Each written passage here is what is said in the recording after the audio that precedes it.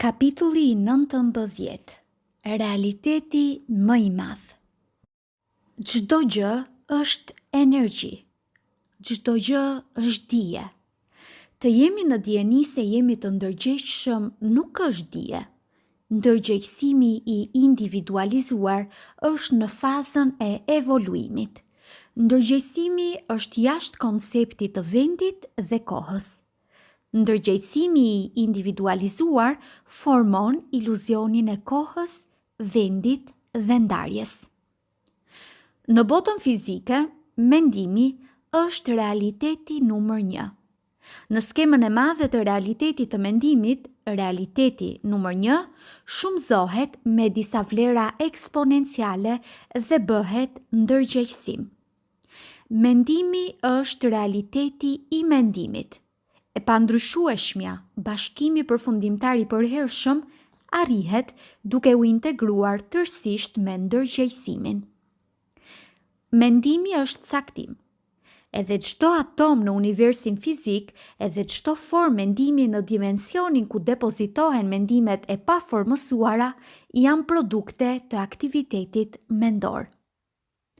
Grimcat e mendjes arrin të mendojnë edhe pa pasur formë fizike. Të mendosh është aktivitet i mendimit. Edhe proceset e pavetëdijes dhe të subkonsciencës janë përsëri aktivitete të mendimit. Ti zgjedhësh të gjitha aktivitetet e mendimit dhe ti mbrosh ato, do të thotë të jesh i ndërgjegjshëm për realitetin që ke ndërtuar vetë. Zgjedhja e realitetit është zgjedhja e jetës, i çdo jete.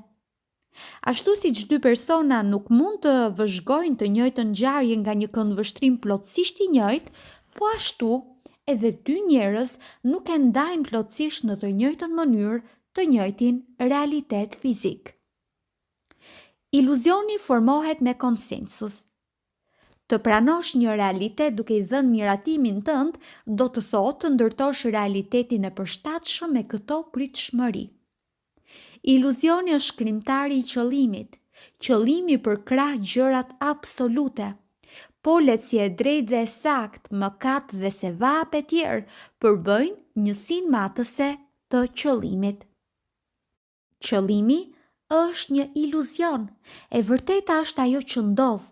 Ndërgjegjësimi është i vërtetë. Transcendenca është dalje nga iluzioni. Të heqësh dorë nga egoja do të thotë të tejkalosh kufit e vendosur nga vetja jonë. Drejtimi, qëllimi pra, është brenda ndërgjegjes. Ndërgjegja qëndron mbi ndërgjegjësimin që jemi të ndërgjegjshëm. Mendimi zakonisht është i kufizuar nga pritshmëritë e kushtëzuara. Gjeniu është mendimi jashtë këtyre kufive. Frymëzimi është mendimi që nuk ka kaluar nga filtri i egos. Dijenia formohet me shpejtësi si rrufeja. Dijenia është perceptimi në të njëjtën kohë i ekzistencës dhe i mendimit të thellë për ekzistencën. Ky perceptim është lindja e ekzistencës së mendimit. Në këtë pikë, mendimi përkthen ekzistencën me qëllim për të ndërtuar komunikim me të. Mendimi përmbledh modelet që në dukje janë me të vërtetë të ndërlikuara. Personi del nga procesi i mendimit dhe futet në dimensionin e mendimit. Dimensionet e mendimit na ftojnë të mendojmë përtej kufive. Çdo dimensioni juaj fizik dhe biologjik, në themel, janë dimensione valësh. Ky dimension merr formë në varësi të pritshmërive tuaja. Pritshmëria kolektive është përkufizimi i ungut për pavetëdijshmërinë kolektive. Pavetëdijshmëria kolektive nuk është ndërgjegjshmëri. Është një dimension i formuar nga modelet e mendimit dhe mendjet individuale. Pavetëdijshmëria kolektive është rezervuari i rezonancës elektromagnetike që ekziston në dimensione të ndryshme harmonike. Modelet e mendimit kanë ndikim sinergjik. Për këtë arsye, forma ka përcen kufit e grimcës. Në gjendjen përfundimtare çdo gjë është dritë. Gjatësia e valës që formohet nga drita me anë të procesit elektromagnetik kthehet në gjendje fizike. Kjo është ajo që quhet iluzion. Të mësosh se çdo gjë është iluzion, të refuzosh atë që është fizike, nuk do të thotë të bësh ndarje kjo botë, ajo botë. Është vetëm të arrish të kuptosh iluzionin. Ta shohësh iluzionin si iluzion, do të thotë të çlirohesh nga pritshmëritë e kufizuara brenda paradoksit të supozuar. Të gjitha mendimet janë në formë vale. Ekzistojnë vetëm format e valës. Për këtë arsye, mendimi është caktim. Ligji është mendim. Ligji vepron në dimensionin e dashurisë pa kushte. Mos ekzistenca e asgjëje jashtë dashurisë së pakushtëzuar është një dhuratë për ne. Arsyeja e parë me anë të dashurisë së pakushtëzuar na ka ofruar shprehjen individuale të mendimit të pakushtëzuar akoma. Kur mendimi filloi të mendoj, filloi evoluimi individual i dimensioneve të procesit të qenjes i ndërgjegjshëm. Nëse përbërja, forma pra, e individualizuar, nëse dashuria e pakushtëzuar është më e vogël se gjithçkaja, mbetet si hija e formës së grimcës. Të mendosh vazhdon të ekzistojë derisa të kthehet në mendim të ndërgjegjshëm. Kur modelet mezi kuptohen dhe bëhen të koklavitura, dalin në pa paradokset. Tezë, antitezë janë të barabarta me sintezë. Kërkohet rruga e mesme pra, pikat e përbashkëta dhe gjendet ekuilibri i kërkuar. Sekreti i mjeshtërisë është të ndryshosh mendimin nga modeli i pritshmërisë të marrësh me atë të modelit të japësh. Të japësh pa kushte është unitet. Caktimi supozon të ardhmen, e ardhmja është iluzion. Duke ju afruar unitetit, të mendosh kthehet në mendim. Evolucioni i të qenit në dieni se je i ndërgjegjshëm bëhet ndërgjegje kur treshi bëhet një. 3. Teza, antiteza dhe sinteza. 3. Trupi, mendja, shpirti. Dashuria e pakushtëzuar nuk është të japësh nga 3 perspektiva, është të japësh nga 1.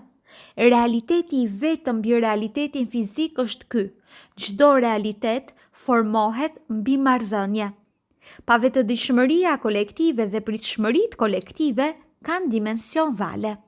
Gjatësia e kësaj vale, duke shprehur vazhdimisht vetveten, ndërton botën fizike. Bota fizike është veprim marrëdhëniesh.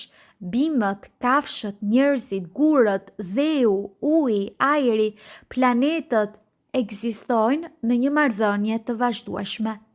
Çdo gjë është e lidhur me njëra tjetrën. Realiteti jon është gjithmonë i lidhur me marrëdhëniet tona. Ky realitet është i thjeshtë.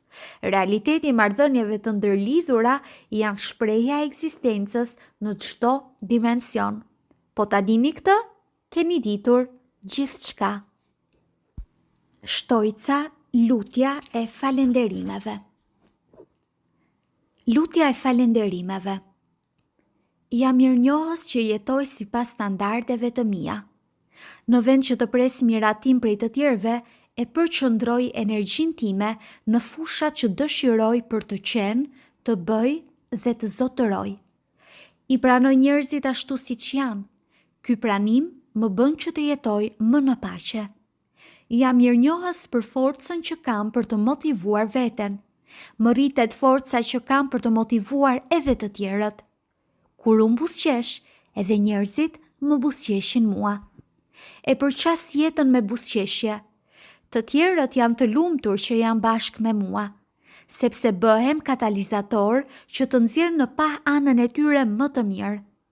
Kjo gjë më bën të lumtur. Ndërgjegjësimi i bollëkut më rritet çdo ditë më shumë. Kushtet ekonomike më përmirësohen dhe më shtohen çdo ditë. Ngado që të hedh syt, shoh mundësi të reja dhe i shfrytëzoj ato. Paraja është një simbol i këmbimit të energjisë. Energjia ime shtohet çdo ditë. Me energjinë që përdor shtoj begatin në jetën time. Paraja në jetën time qarkullon lirisht dhe vazhdimisht. Të ardhurat e mia shtohen vazhdimisht. Bollëku dhe pasuria janë të drejtat e mia të natyrshme. Jam i mbushur me paqe e besim. Uni brenda meje e eliminon frikën time.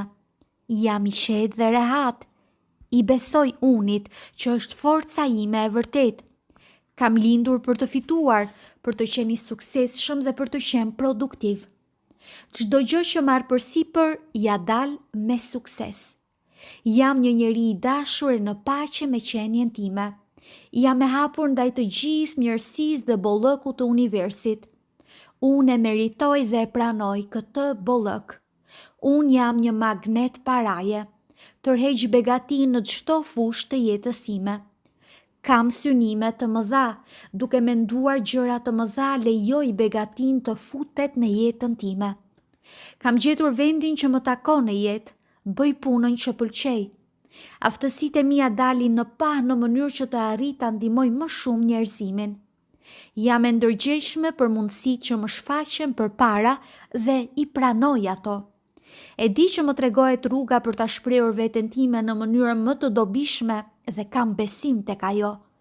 E pranoj se jam pasuruar më tepër se sa ëndërroja. Pavarësisht nga vendi ku punoj, marr vlerësime dhe shpërblehem për mundimin tim.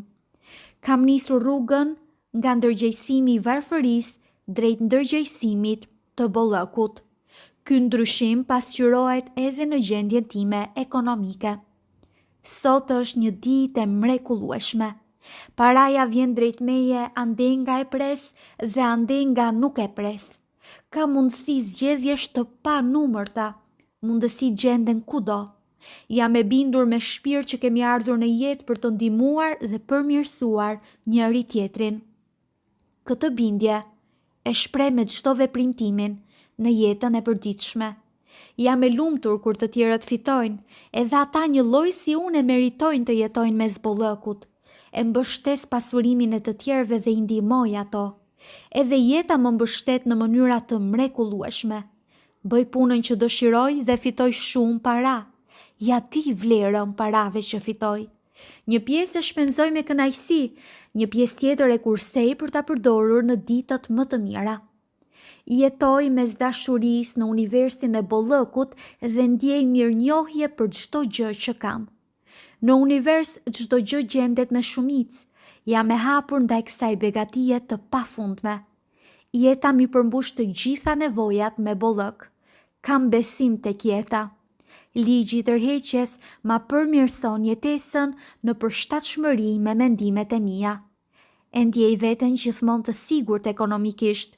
Ky besim më buron nga liria e brendshme dhe ndërgjegjësimi im i bollëkut. Sa më shumë jam mirënjohës për gjërat që kam, aq më shumë ngushtohen gjërat që meritojnë mirënjohje. I paguaj faturat e mia me dëshirë. Në këtë moment pasuria dhe forca pa kufi janë gati, më presin mua që t'i përdor. Jam njeri i vlerësuar dhe e meritoj këtë. Unë meritoj më të mirën dhe e pranoj më të mirën. Jam njësh me forcën që i materializon dëshirat e mia. Jam e gatshme të rris synimet e mia. Më vjen mbështetje nga çdo kush dhe çdo gjë në mënyrë që të bëhem akoma edhe më i mirë. Thelbi është burimi im i vërtet. Dia e pakufishme është mbrojtësi im i vërtet. Unë e kam këtë burim. Ky burim rrjedh lirisht brenda meje. I di vlerat e mia të vërteta, aftësitë e mia i ndaj me kënaqësi me të tjerët, shpërblimi i kësaj më kthehet mbrapsh në mënyra të ndryshme. Bollëku dhe pasuria janë të drejtat e mia të natyrshme. Jam mirënjohës që kam mundësi t'u jap të tjerëve. Jam mirënjohës që kam zgjedhur të shoh anën pozitive të jetës. Jam mirënjohës për çdo frymëmarrje që bëj. Jam mirënjohës jetës.